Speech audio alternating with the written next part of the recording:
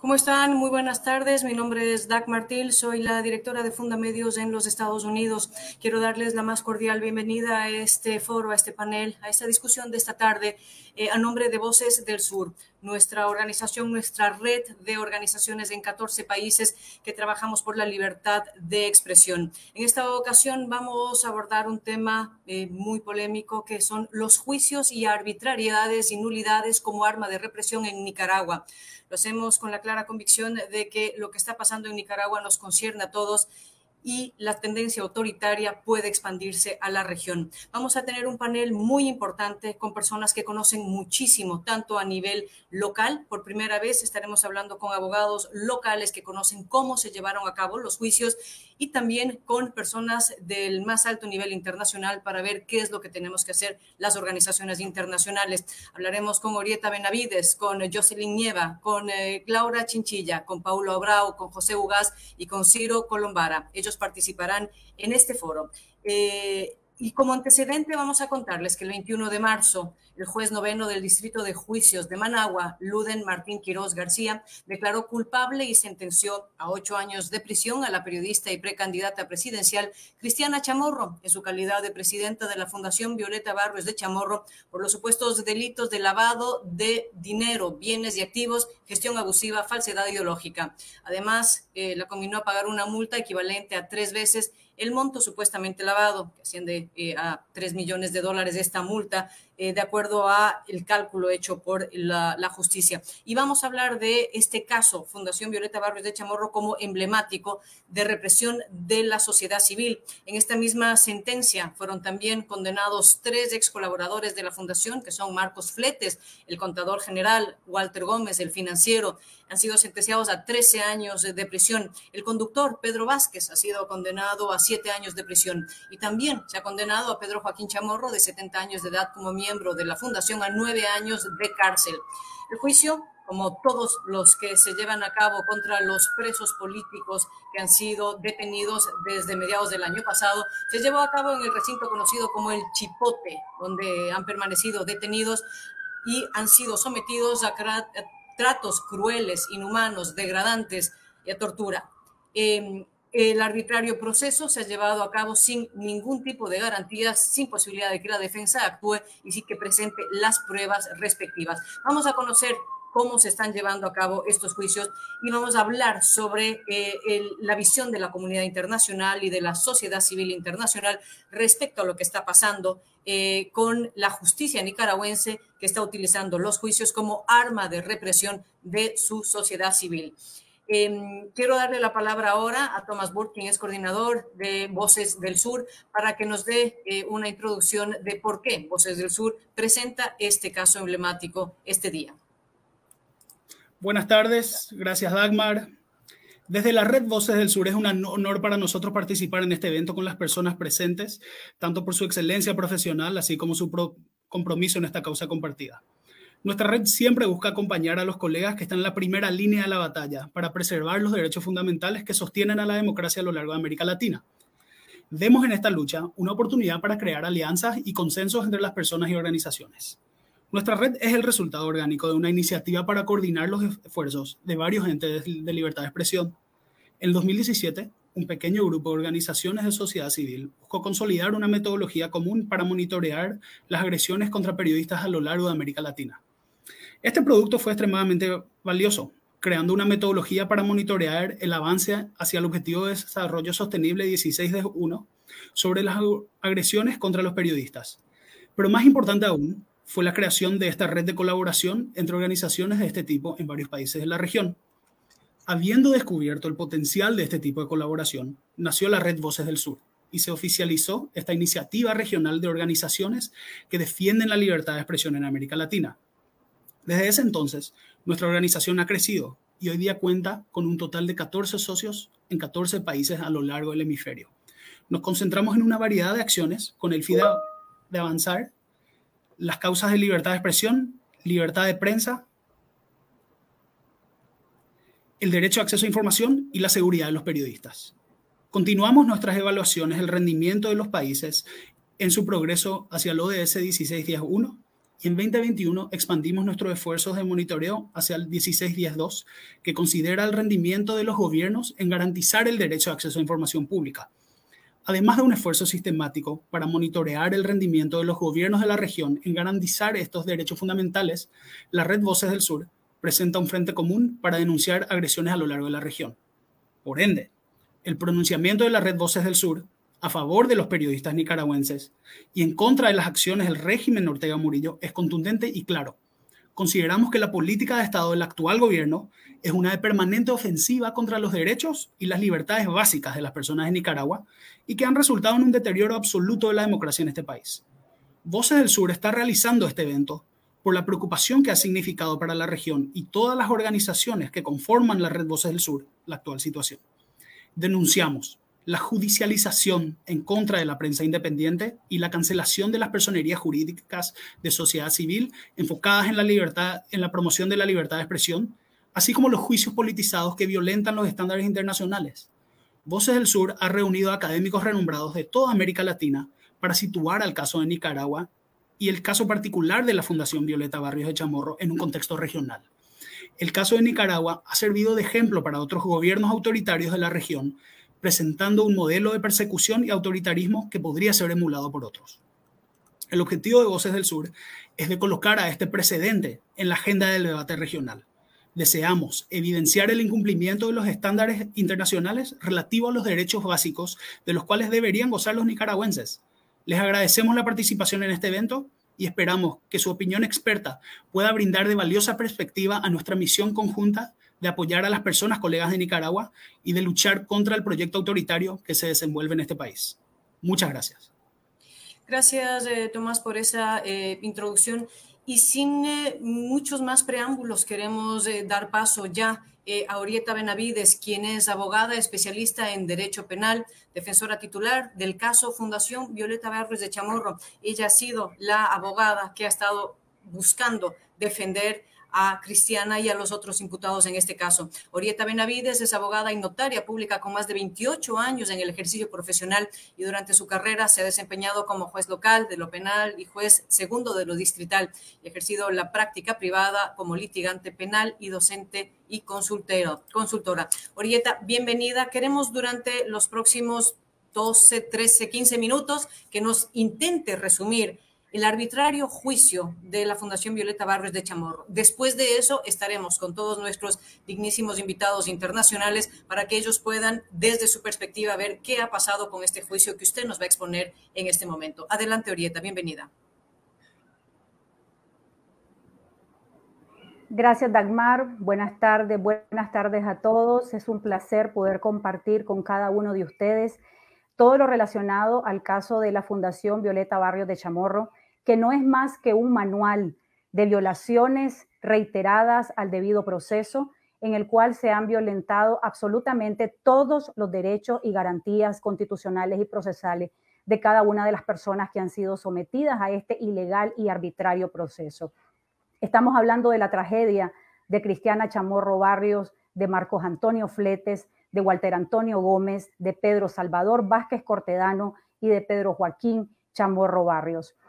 Cabe mencionar que este caso inició a partir de una citación que hizo la Dirección de Asociaciones del Ministerio de Gobernación a Cristiana Chamorro para que respondiera sobre supuestas inconsistencias que ese ente regulador encontró o dice haber encontrado en los estados financieros de la fundación correspondiente a los años 2015 al 2019, lo cual es totalmente falso, porque la fundación del 2015 al 2017 presentó absolutamente toda la información financiera, contable y administrativa que acreditaba la transparencia de su gestión y del uso de los fondos, y por esa razón el ente regulador les entregó las constancias de cumplimiento que acreditaban que efectivamente la fundación estaba al día con todas sus obligaciones. Sin embargo, fue una práctica del ente regulador a partir del 2018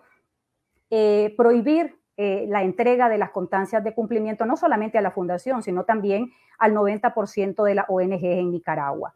De forma tal que a partir del 20 de mayo, que es cuando inicia este caso del año 2021, Todo el sistema comenzó a articularse en el sentido de judicializar e imputar toda una serie de delitos falsos a Cristiana Chamorro y a los colaboradores de la fundación. Tan es así que al día siguiente que Cristiana Chamorro compareció al Ministerio de Gobernación, fue citada por el Ministerio Público. Y aunque el Ministerio de Gobernación habló únicamente de una serie de inconsistencias, el Ministerio Público le abre una investigación penal por delitos de gestión abusiva, falsificación ideológica, apropiación y retención indebida, en concurso con el delito de lavado de dinero, bienes y activos. Durante la etapa administrativa que comprende la investigación ante el Ministerio Público, fueron notorias las violaciones al debido proceso. En primer lugar, desde la citación, cada uno de ellos recibió una citación con menos de 24 horas de anticipación. En segundo lugar, se les prohibía la entrada a sus abogados defensores para que los pudieran asistir en las entrevistas. No fue sino por la firmeza con que actuaron cada uno de nuestros representados y nosotros como abogados que pudimos estar presentes en las audiencias. Sin embargo, tampoco se nos proporcionaron las copias de esas actas de entrevista. Fueron sometidos a interrogatorios, jamás se les informaron los cargos por los que estaban siendo investigados y siempre se les coaccionó y se les trató de incriminar en cada uno de los supuestos delitos. Ahora bien, en ese interín nosotros acudimos, dado que era evidente que podía ocurrir una detención ilegal, nosotros acudimos ante el Tribunal de Apelaciones de Managua en la sala penal a presentar recursos de exhibición por amenaza de detención ilegal a favor de Cristiana, Marco, Walter, Pedro Vázquez, Pedro Joaquín. Sin embargo, las autoridades del Tribunal de Apelaciones en un solo día resolvieron nuestras solicitudes, nuestro recurso, rechazándolo obviamente y diciendo que no había ninguna amenaza de detención ilegal, que no existían razones ciertas, probables ni posibles. Es de esa forma que la detención vino a continuación en el caso de Marcos y de Walter, quienes fueron detenidos ilegalmente por la Policía Nacional sin una orden judicial. Sus domicilios fueron allanados, sus bienes fueron ocupados y secuestrados sin ninguna autorización judicial, fueron llevados de forma secreta a las audiencias de control de garantía que no hacen nada más que dar una apariencia de legalidad a todas estas violaciones que ya se venían dando. En esas audiencias les impusieron un abogado defensor de oficio, les prohibieron toda comunicación con sus abogados, con sus familiares, fueron llevados de forma furtiva a los tribunales y obligados a estar asistidos por defensores públicos sin conocer debidamente los cargos que les estaban siendo imputados. A todo ello, a Marco, a Walter, a Pedro Joaquín, a Pedro Salvador, se les llevó a estas audiencias en esas mismas condiciones y se les impuso una medida arbitraria de prisión preventiva por 90 días con la justificación que iba a ser el mismo tiempo que utilizarían para ampliar las investigaciones, cosa que nunca ocurrió. No fue más que una excusa para violentar sus derechos, porque jamás el Ministerio Público presentó una investigación complementaria que justificara esa detención ilegal. Luego, ya cuando entramos a la parte judicial y luego de meses en que nuestros representados jamás tuvieron contacto con nosotros. En el caso de Cristiana, por ejemplo, podría decirles que únicamente tuvimos acceso a una entrevista con ella hasta el día 8 de junio, por espacio de 30 minutos. Pero días antes ya se había celebrado una audiencia improvisada en su sala de habitación por parte de la juez noveno penal de audiencias, Karen Chavarría. Es decir, se procedió al allanamiento del domicilio de Cristiana, a su detención, a la ocupación de los bienes de ella y de su hija Cristiana Lacayo, y se le realizó de forma improvisada en su casa una audiencia preliminar. Se le impuso un defensor público y se le negó total acceso a esta defensa. Posteriormente, sin ninguna razón, el caso en contra de Cristiana fue suspendido por la judicial. Meses después, hasta el día 2 de septiembre, fueron llevados a una audiencia donde nosotros no tuvimos jamás acceso a los expedientes ni de forma en línea ni de forma física. Las audiencias, tanto preliminar como inicial, se realizaron sin la presencia de nosotros como abogados defensores. Jamás se nos dio acceso a las piezas del expediente. Inclusive en la segunda audiencia, que fue la audiencia inicial, 5 minutos antes de entrar a la audiencia, hasta entonces se nos proporcionaron más de 200 folios que correspondían al expediente judicial, lo cual obviamente no podríamos consultar, no podíamos tampoco revisarlos con ellos, no tuvimos acceso a una entrevista más que escaso 3 minutos con cada uno de ellos. Alegamos en esa audiencia todas las nulidades que se venían cometiendo desde el inicio, pero los judiciales de ninguna manera dieron lugar a nuestras peticiones. Cabe señalar que la primera audiencia fue realizada en horas de la madrugada, de forma secreta, en una sala del complejo judicial el día 24 de agosto. Y la audiencia del 2 de septiembre fue realizada dentro de las instalaciones del complejo policial Evaristo Vázquez, con total impedimentos a nosotros como defensores de poder entrevistarnos, de poder ejercer una defensa material como es debido. Fuimos sometidos durante todo este tiempo de esas audiencias a registros corporales, revisión exhaustiva de nuestros documentos y sin acceso a teléfonos celulares, relojes, computadoras, etc. Posteriormente, en el mes de diciembre, cuando ya el plazo legal del proceso había expirado, presentamos también una excepción por extinción del plazo máximo de duración del proceso. Una excepción a la cual jamás le dieron trámite. Llegamos arrastrando todas esas nulidades hasta el juicio oral y público que se realizó el 3 al 11 de marzo. Y en todos esos días, de igual manera, se prohibió el acceso a nuestros representados a poder consultar pruebas con ellos. Se nos negó el acceso de nuestros equipos electrónicos a los cuales necesitábamos tener acceso para ejercer una efectiva defensa. Las audiencias fueron secretas en ese centro de detención, violentando el derecho a la publicidad de que gozan los procesos penales. Fuimos sometidos a todos los registros y, sobre todo, fuimos también coartados hasta en la exposición de nuestros alegatos cada vez que teníamos oportunidad.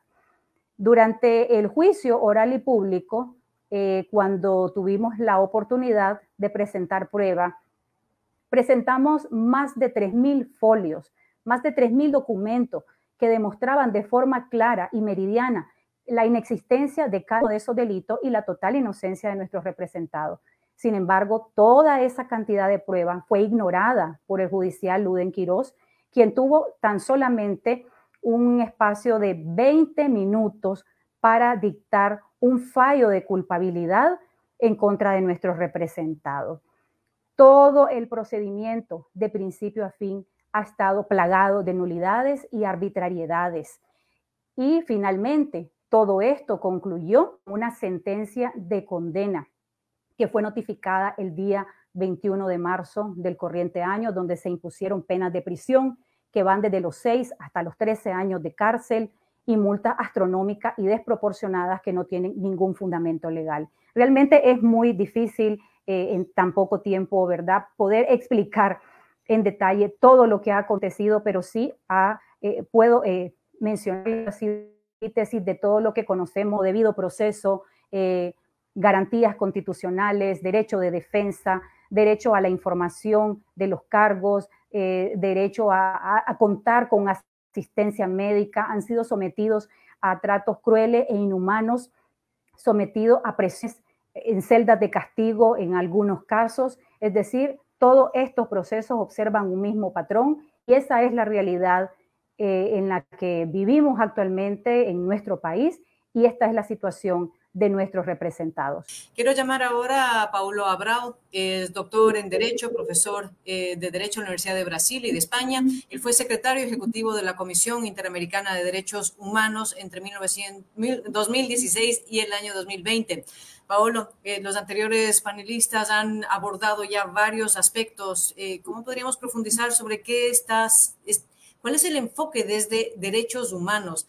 ¿Cuál es el diagnóstico de todas estas violaciones que se están dando en Nicaragua, en estos juicios y en el trato que se le está dando a la sociedad civil? Muchas gracias, Dagmar. A todos los colegas que comparten ese panel. En primer lugar, quisiera presentar mi solidariedad a Violeta Chamorro, sus familiares y también a los funcionarios de la Fundación. Efectivamente, lo que hemos estado observando en Nicaragua desde 2018, desde abril, cuando ingresamos en el país con la primera misión de observación que yo he coordinado de la Comisión Interamericana para sistematizar las graves violaciones los crímenes de lesa humanidade que estavam passando dentro do país, nós chegamos à conclusão precisa de que, quando se dão atuações arbitrárias aos poderes públicos, mediante o uso de métodos repressivos ilegais, ilegítimos, não? Em contra tanto de toda a cidadania em geral, de grupos sociais específicos, como é o caso da prensa livre e das organizações que expressavam opinião política dissidente dentro do país, quando existe uso ilegítimo da força, ou se põe em perigo a libertar a segurança da gente, não? Ou violando seus direitos humanos, seus bens constitucionais, de maneira sistemática e permanente, tal qual foi documentado e registrado por os organismos do sistema interamericano e também por organizações de direitos humanos regionais e internacionais, nós estamos ante caso concreto de terrorismo de Estado. Nicarágua é Estado que, através de grupo de indivíduos, busca perseguir, atemorizar a toda uma população ou coletivo, não? Para favorecer a seus fins, eliminando os valores constitucionais, especificamente respeito à vida, à liberdade, aos contratos, ao funcionamento livre das instituições, à dignidade das pessoas, e que obviamente deve ser sempre objeto de máxima proteção. E esse terrorismo de Estado que hoje é vigente dentro de Nicarágua, não? Aparentemente ele pretende preservar uma ordem constitucional. E na verdade, seu intento não é subvertir essa ordem constitucional, e sim dar uma aparência de legalidade ao funcionamento de seu sistema de justiça, que não é independente e que é integralmente controlado e concentrado nas mãos do poder executivo, não?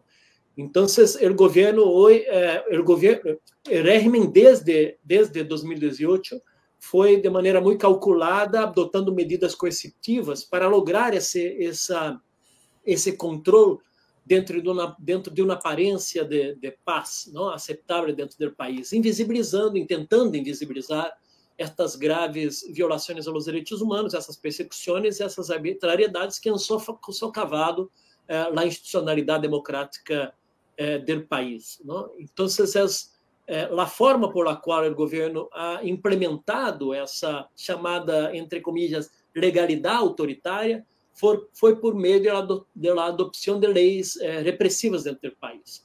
Uma delas, a Assembleia Nacional, reitero, sempre bajo o controle e domínio absoluto do governo Ortega, ha ditado uma série de leis autoritárias e repressivas para consolidar esse chamado Estado policial, um verdadeiro estado de exceção, orientado a calhar qualquer tipo de dissidência política, a perseguir aqueles que eles han definidos, não? Como inimigos internos, cerrar os espaços democráticos dentro do país e criando essas normas com disposições que são excessivamente vagas, são imprecisas, que dão margem a uma discricionariedade muito ampla em sua interpretação, orientadas a perseguir organizações da sociedade civil, tanto as que são dedicadas à defesa dos direitos humanos, aos periodistas independentes, pero também às organizações que são críticas ou que pertencem à oposição política ou têm vozes dissidentes dentro do país. Não? Esse conjunto de normas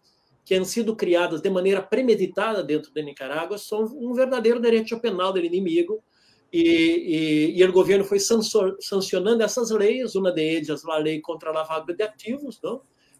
Que, em tese, segundo as orientações do GAFI, como aqui já foi comentado, deveriam orientar-se a diminuir o campo da possibilidade de lavado de ativos dentro do país, práticas de lavado de ativos, pero que, em verdade, são subvertidas para fazer persecução em relação às organizações consideradas inimigas internas. E a maneira por la qual eles encontram para hacerlo é exatamente criminalizando a labor dessas organizações, utilizando-se de outras regulamentações e outras leis, como, por exemplo, a lei de agentes estrangeiros, que criminalizam o financiamento para a realização das atividades das organizações, coisa que em qualquer país democrático é uma atividade livre e sem ingerência de governos, e que tampouco afeta os assuntos internos, porque é parte do sistema de liberdade, de liberdade de opinião, de associação e de expressão dentro dos países. E desde aí se disparou esse processo de criminalização. O que quero aqui dizer, porque entendo que o tempo vamos a dedicar a um debate também, é que essa normativa é totalmente inconstitucional, dentro da vigência da própria Constituição do país, vulnera os direitos humanos, não? Porque priva as instituições e as pessoas dos direitos mais básicos, tenta estigmatizar essas instituições como agentes estrangeiros ou receptoras de recursos estrangeiros, como se fosse um tipo de delito legítimo, não? E é por meio dessa legalidade autoritária que se vai construindo efetivamente esse ambiente de persecução. São todas, e consequentemente, os juízos que foram abertos, o cierre das organizações, a confiscação de seus bens e a criminalização de seus dirigentes são totalmente ilegítimos, são ilegais e são nulos, né, ab início, são nulos de sua origem. E é contra essa ilegalidade e essa arbitrariedade que temos que lutar. Eu creio que essa será uma das tarefas fundamentais que a atual missão, o atual mecanismo de investigações para Nicarágua, que ha sido criado por el Conselho de Direitos Humanos há 2 semanas, poderá dedicar-se de maneira prioritária, porque efetivamente se trata de uma situação que vulnera as garantias básicas dos direitos humanos da gente dentro de Nicarágua.